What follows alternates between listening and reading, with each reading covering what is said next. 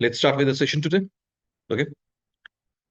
In the beginning of the session, let me accept this is a precursor to the upcoming sociology mentorship program that we are going to start from September 22nd. Today is 25th of August when we are carrying forward with this particular session. And the mentorship program that's coming, that is scheduled to start from 22nd of September.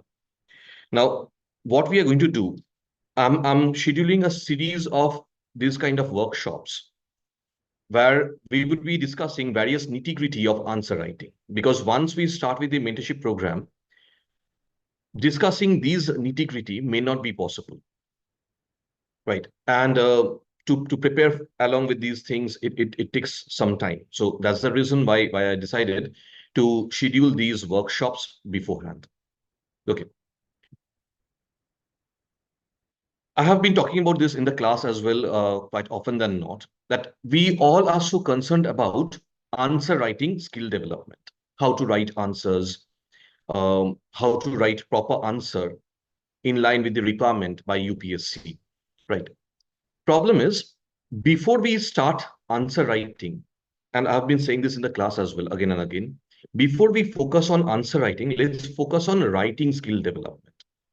I'm sorry to say, across my years of experience, at least I would say from 2016 onwards, I'm gradually looking at a decline in quality of writing skill.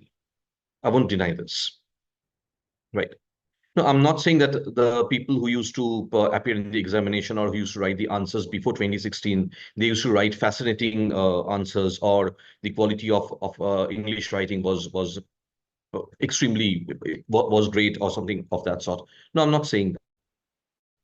But there has been a general decline in the quality of writing post 2016, as we see. There are a number of reasons behind it. I am not going to put the blame on any student. Let me be very honest here. When a student comes to us, when a student comes to us for help, for suggestion, it's not the fault of the student, right? It is me, my brethren in the teaching community, whether in the schools, in the colleges, we have been doing certain things as a result of which we are looking at a general decline in the quality of writing. I cannot deny that. Okay. Today, what we are going to do in this session, we are going to look at those aspects that why the quality of writing declined. What is the quality that generally we accept or we anticipate from a student, from an aspirant. I'm going to look at some samples. At the same point of time, I'm also going to talk about how to improve writing quality, how to improve the quality of writing for a general candidate, for any candidate for that matter. By general candidate, I don't mean uh, any category reservation or something like that. No, I'm talking about every aspirant, for a common aspirant. Okay. So first, look at some samples. Let's go for that first.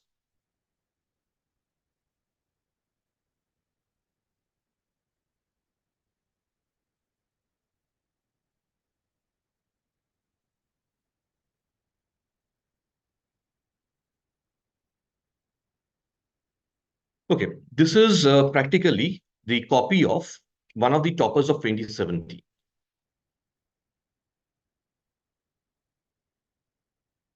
What I would do, I would prefer to start with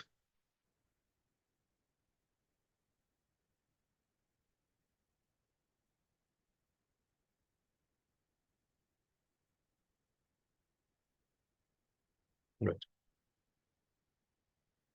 No, this is a copy of one of the toppers of 2013, as we are looking at. This is from a question. Okay, just the first sentence of the answer that I have taken up.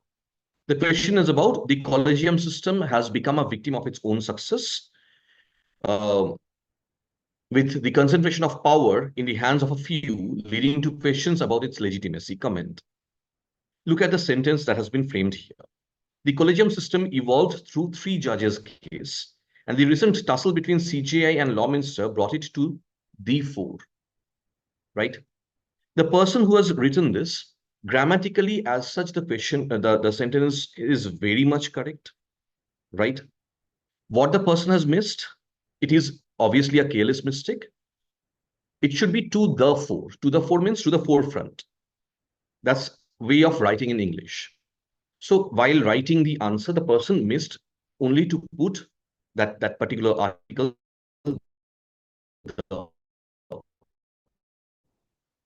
Okay. Other than that, look at the sentence. Perfect. The sentence construction is very simple. And the person, what he or she has done, has also highlighted the point that they wanted to highlight properly by putting it in a box. The person has not used any different ink. Now, the same ink with which the person was writing the answer, he or she has used the same ink and put the particular thing that he or she wanted to highlight in a box. That's it, right? So here, two things I'm looking at. Number one, a sentence whose construction is very simple, right? There's no flowery language in this. It's a very simple sentence, grammatically correct, nicely framed, and look at the presentation style, right? The point that the person wanted to highlight he or she has properly highlighted that point. Okay. This is a copy of an essay of the same person, the topper of 2013. Okay. The essay was about how logic can be a two-edged sword, right? Look at the sentence. This is the first sentence that was written in the essay by that particular topper, one of the toppers of 2013, the person whose copy we are looking at, right? It reads, in the 1940s, the World War II was at its peak. A very simple sentence of the Manhattan Project. Again, I'm looking at, this is not a very simple sentence now. I'm looking at two sentences clubbed together, right? But even then, though the two sentences, they have been clubbed together here while writing this essay, look at both the sentences, the first sentence and then which was a simple sentence, and then the second sentence, which is a complex sentence. Essentially, they are grammatically correct, right? Simultaneously, what I'm seeing, the presentation. Okay. See, here, let me tell you a few things. Why we focus on answer writing so much? The reason is, or why we focus on writing skill development so much. See, language is nothing but a mode of communication. Whether when we are talking, this is verbal communication, or when we are writing, which is non-verbal communication. What you're doing, you are communicating your idea with the other person, right? Now, look at the problem in case of mains examination, which is completely based on writing, non-verbal communication, where you don't know the person with whom you're communicating. You don't know the examiner. The examiner is completely unknown to you. Okay. The examiner is getting to know you by your answers. So tell me, if you're writing sentences or if you're writing something which is filled with grammatical errors, where there are several spelling mistakes, the sentences are hodgepodge, to be more precise, right? When I'm looking at you're trying to write complex sentences which ultimately do not carry any meaning. Tell me what kind of impression it carries to the examiner, right? So please take writing very seriously. The moment we start talking to the students, they immediately start talking about answer writing. We'll go to that, but that should come at a later stage. First, try to understand it is only through your writing that you are communicating with the examiner. You're conveying your ideas, the ideas and concepts that you have or you have formulated to the examiner only through your writing. So tell me the significance of writing skill development as such in this backdrop. Okay, I'm looking at some more examples here, right? This is also an essay. This was written by one of the toppers of 2016, I think. Governance is not about institution, but about people being empowered to engage with them. The concept of citizen engagement in the government was given to this world by this country only. Look at this particular sentence. Nah, I'm not happy with this sentence construction. Though this is a copy of one of the toppers, but even then I'm saying I'm not happy with this sentence construction. The sentence may have had been framed if someone would have written the concern by this country or given to this world by this country only. By this country, the person is talking about India, right? I know this particular uh, slide may not be clearly visible.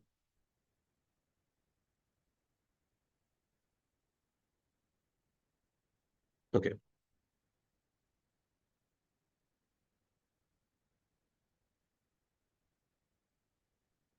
Let's carry on a little bit. Let's see. Here, I'm repeating myself once again. I'm looking at an essay.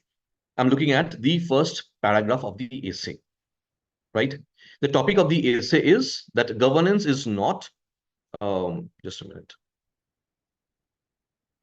Governance is not about institutions, but about people being empowered to engage with them. Okay.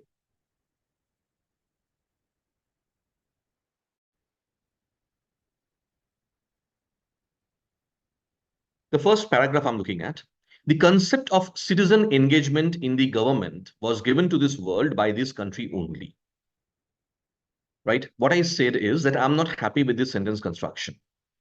If I have to frame this particular sentence, I would write that the concept of engagement of the citizenry in the government was given to this world by this country only or by India. Instead of by this country only, I would say by India. Clear? Practically, the person is looking at the sabhas and samitis and those particular aspects in the Rig Vedic era, right? Which he is writing as well.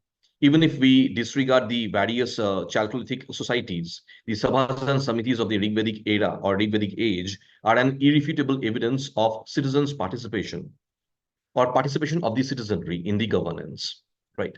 So you can understand that why I'm not happy with this sentence construction or the style of sentence construction here, right?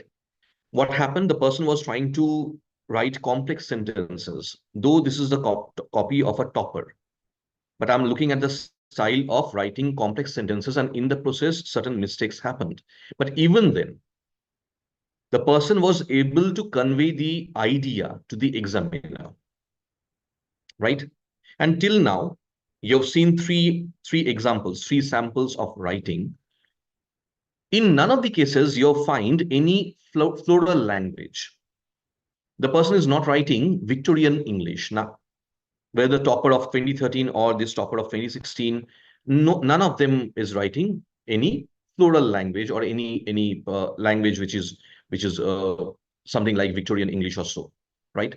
Let us look at this particular example here. The question is, this is a copy of one of the toppers of 2022 or 2023, right? Enumerate the discretionary power of the governor mentioned in the Indian Constitution. Why is it said that the post of governor has become highly politicized? Okay. The person writes, unlike the president, the discretionary powers of the governor are wider and explicitly mentioned in the Constitution. It is a complex sentence. It's not a simple sentence, but grammatically correct. And the construction of a sentence is really nice, right? But it's a simple English. The English that is being used is a very simple English. The person is not using any kind of floral language here, in any fancy word or something like that. No, they're not all being used. The person is keeping the answer or writing the answer in the language in which we read the newspapers. This is practically newspapers language, right? Discretionary powers. Then the person is writing about the discretionary powers that under Article 16(1), the governor of a state shall discharge his executive functions on aid and advice of Council of Ministers, except when he is to act in his discretion on such matters. And again, see, look at the style of presentation. The person is using a pencil he or she wanted to highlight, right? Either you use the same ink or you use a pencil to highlight certain points. So two things again and again I'm looking at. Number one, grammatically correct sentences which are properly conveying the meaning to the examiner. And number two, focus on presentation. Now, I'm not going to talk about presentation here today in this particular topic or in this particular session. I'm going to look at the language. I'm going to look at the style of writing of various toppers. This is another topper of 2022 or 2023, I think. One of the short notes, sociology as a byproduct of industrial revolution. Sociology as a discipline traces its roots to three big developments in Europe, viz. Renaissance and Enlightenment, French Revolution, and Industrial Revolution. Number one, see, three big developments. It can be better constructed as three major developments. We also know that a Renaissance and Enlightenment are the same thing. So Renaissance and Enlightenment may not be the right thing to write. Doesn't matter. My point is not to correct the person here. The person is already selected and is one of the toppers, right? But grammatically, he or she is not wrong, right? And the sentence is conveying the meaning. So making small mistakes is okay. I'm not against making these kind of small mistakes. What my problem is, when I go through the answers of majority of the people whose answers we correct, we do see how massive goof ups happen, right? Where we look at how the sentence construction is not proper, how the sentences actually become hodgepodge. In the effort of writing complex sentences, they become hodgepodge. Grammatically, horrible things are written, right? At more than half of the times, we read sentences which actually do not carry any meaning. Clear? So now from here itself, you tell me why I'm asking you to focus on your writing skill development first. Okay. Point is, why can't we write properly? What are the problems for us in writing properly? Again, let me be very honest here. I'm not going to put the blame on you people, right? You are the product which we have produced. You, your parents have sent you to my brethren in schools and in colleges, right? Your parents have also sent you to us, right? If you're not being able to write properly, that is because of our failure. We have not been able to groom you properly. Let's accept that. Let's learn to accept our responsibilities. Okay. And none of the teachers can escape from this thing. Let's understand why this happened. Number one, from your school still today,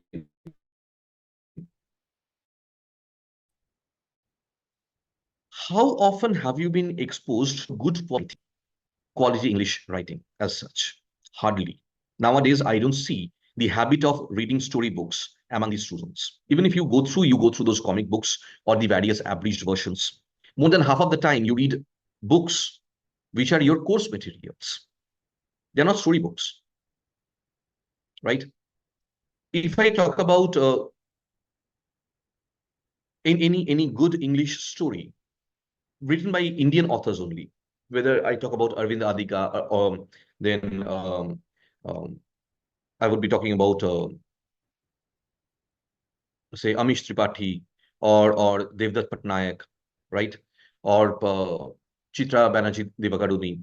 Any of these authors, hardly anyone has um, gone through the works of these people, or Jhumpa Lahiri, or I would also be talking about Arundhati Roy, or anyone of that sort. Hardly we have ever gone through these kind of writings, right? I'm not talking about the foreign authors, right? People may say that understanding the foreign authors would be very difficult. Let's talk about the Indian authors only, right? How many of you have been going through the writings of the Indian authors? Hardly. Okay. So it is a fact that we have not been exposed to quality English writing. Writing is an art which develops, it is an acquired skill which develops gradually. The more we get exposed to good quality writing, more we learn that art, right? No one is a born writer. we develop that art. So if you're not exposed to that art, how can you develop that art? Point number one. Point number two, whatever you write from your childhood days when you were taught to write, let me accept you were exposed to some kind of shortcuts. Even in class 8, 9, 10, when you were asked to write essays, the teachers used to give you or suggest you certain books, right? Certain guidebooks where, say, 100 essays were written. You used to mark those essays and write them. Practically used to reproduce them as they were in your answer copies. So you were not writing on your own. You were not writing spontaneously, right? When you were writing those essays, no, it was not your writing. It was the writing of someone else, which you marked and then you reproduced it. Can you learn the art of writing that way? No, not possible. So these shortcuts became the second hindrance. First hindrance, lack of exposure. Second hindrance, even when we were supposed to write, we didn't write on our own. We were not taught how to write on our own. Rather, we were exposed to certain shortcuts, which did a bigger damage. Today as well, in our day-to-day conversation in certain aspects, we do use English, right? Even while typing in WhatsApp or in various social media platforms when we are communicating others, look at the quality of writing that you're going through, right? You're not writing full sentences. You're writing short forms of various things. You're writing 3 or 4 words, and that's good enough. Half the time we are using emojis, right? In this condition, since we are using this degraded language, do you really think by use of these degraded languages, you can actually develop writing skill? No, it's not possible. So first of all, we were not exposed. Even when we were supposed to write on our own, we were given certain shortcut methods, which did a bigger harm. And then even today, when we are going for day-to-day conversation, we are not actually using the language which is required to write in the copies, to write on a paper, right? So in this backdrop, how can anyone expect you to write properly in English? Is it possible? No, it's not, right? So given these things, that's the reason why I told you it's not your fault. The overall environment and the ecosystem that has been created, that environment and the ecosystem is causing this damage. It's not your fault, right? But this does not mean that you don't have to put in any effort to improve your writing ability. You have to. Because at the end of the day, do realize in the mains of UPSC, you have to write spontaneously. There is no other alternative. You have to write. Clear? And not only you have to write, you have to convey your ideas to understand what is going on in your mind, what you were thinking, whether you know the concepts of the subject or not. And that can only happen if you have relatively good command over English as a language. And then again, I'm repeating myself, I am not expecting you to write Victorian English or any kind of floral English. No, I'm expecting you to write in simple English, in the language of newspapers maybe, right? But then again, they should be grammatically correct. They should be able to convey your ideas and your opinions properly to the examiner. That ability should be there, right? The samples of the answers I was showing you, these samples, you have looked at the handwriting. I don't want such nice handwritings from you. No. Your handwriting should be legible, should be readable. See, during mains, in every 3 hour time, you're supposed to write 4,500 words. That is what is expected out of you, right? Whether in the GS papers, in 4 GS papers, you're supposed to write 4,500 words in every 3 hour. So in 12 hours, you're writing 18,000 words. In the optional as well, in 3 + 3, 6 hours, you're supposed to write 9,000 words, right? In this condition, the handwriting, the quality of the handwriting would deteriorate. It's obvious, it's bound to happen. So I'm not bothered about the quality of your handwriting. Just ensure it's legible. Legible means it's readable. That's good enough. But what matters here is whether the sentences are constructed properly or not, whether they're grammatically correct or not, whether by reading those sentences, the person who's reading it understands what you want to say. Because if you write a sentence which is so horrible, so hodgepodge, that the sentence is ultimately not carrying any meaning, right? Tell me, what would the examiner understand by reading that sentence? Nothing. Not the concept, at least, the concept that you wanted to share with the examiner. The examiner is not getting that concept. Instead, the examiner is getting to know that you can't write. So will that carry any good opinion about you? I don't think so. Clear? So what to do, right? See, the first and foremost thing I would be talking about is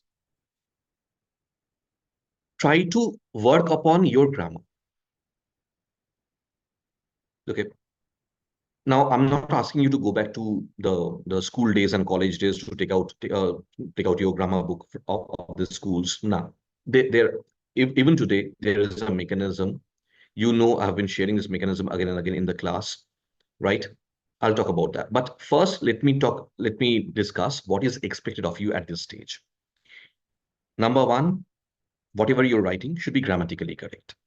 Number two, improve on your sentence construction. Now, how to do that? Frame small sentences or simple sentences. Don't try to write very complex sentences. No, right? Make the sentences very simple in their construction. And then also improve your vocabulary a little bit. Okay, how to do that? It is very easy to say, but how to do it? It's easier said than done.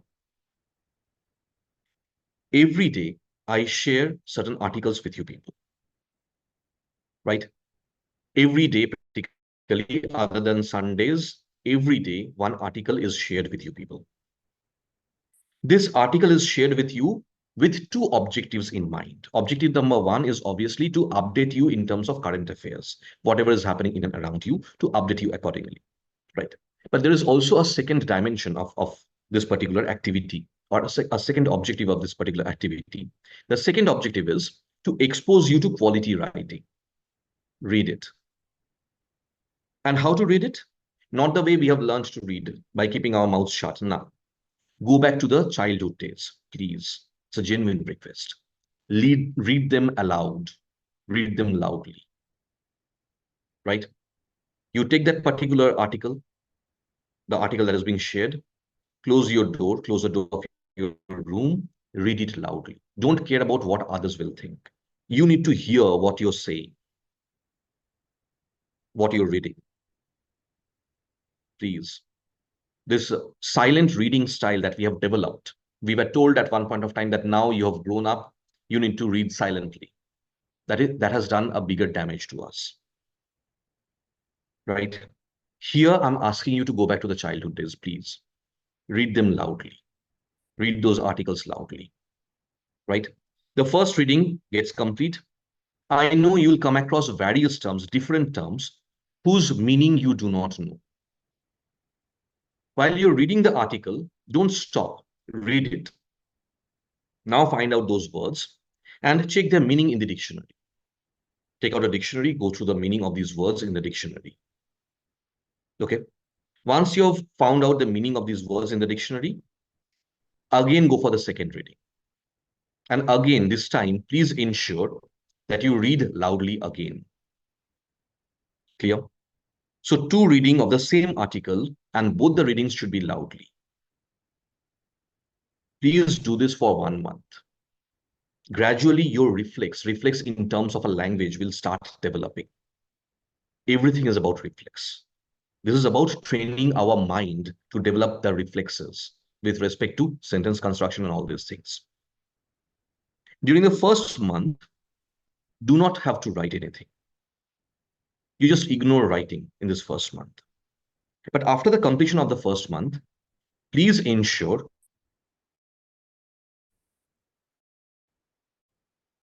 that then on, whenever you article, you write the gist of the article. right?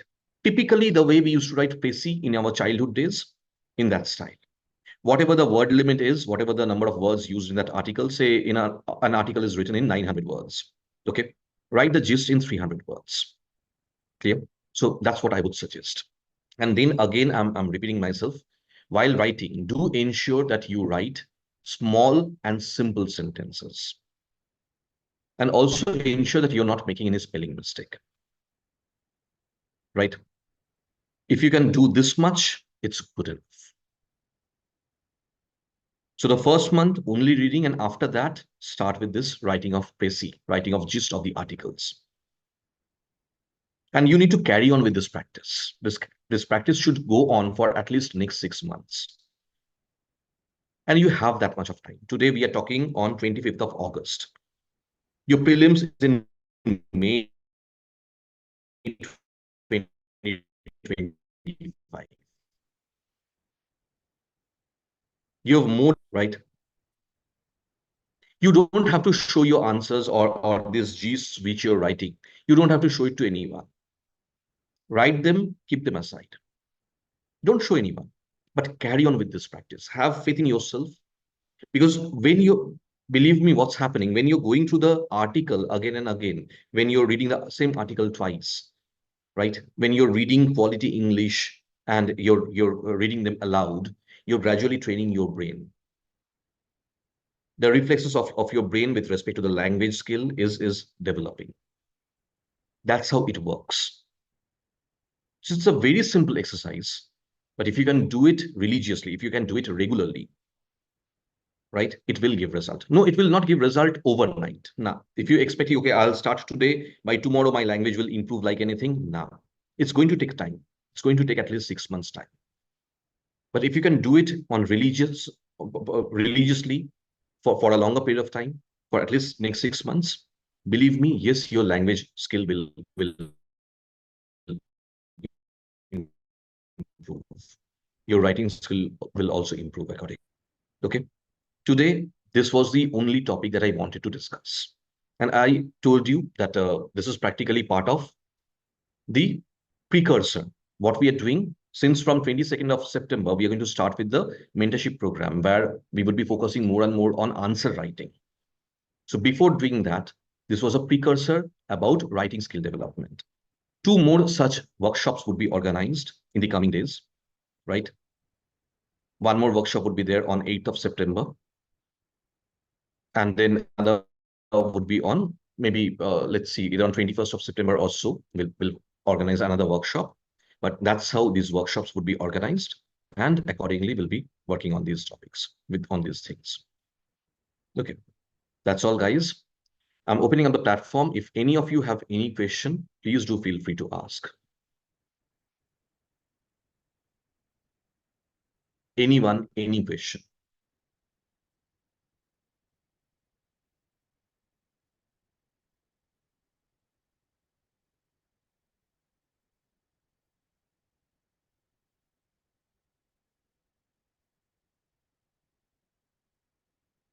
No? Hello, sir. Hi, girl. Yes, sir. In the mentorship program, that means you will provide us any questions and we have to write it on weekly basis or daily basis. What we'll do in the mentorship program, if you go through the schedule that has been shared, every Sunday we will be having one session on a topic, on a particular topic, right? Every Sunday early in the morning, we'll schedule the classes by 7 to 8:30 or 7 to 9, something like that. The session would be 7 to 8:30, high chances. So that before the GS classes, number of you would be still having your GS classes and all these things. That's the reason why I'm scheduling these classes so early in the morning. So during that span, we will revise one topic, and then I'll leave you people to do your own homework on the topic for 1 week. Next Saturday, on the very next Saturday, I'll be sharing questions on the topic that we have revised. I would expect you to submit the answer by the evening. By the evening, the answers should be submitted, and at night we will be scheduling the discussion session on those topics, on those questions rather. So that's how that mentorship program will go on. right? My target is by March 2025, the revision of the whole syllabus should be over. And then after the prelims, we will schedule some full mocks. Okay, there would also be full mock on the syllabus of sociology, but that will happen after prelims, not before prelims. Before prelims, that is still March, we will cover the whole syllabus exhaustively and in that mode where both revision would also take place and at the same point of time, the tests would also take place sectionally. Clear? Yes, sir. Thank you, sir. Any other question, anyone? Sure. Let's end the session here itself for today. Okay. And please, a genuine request to all of you, do work on writing skill development. Just what I asked you, these articles, use them. Please go through them. Please use this mechanism religiously. Right? You do it for 6 months and then you see how a qualitative change happens in your own writing. Okay. Thank you. Thank you, everyone.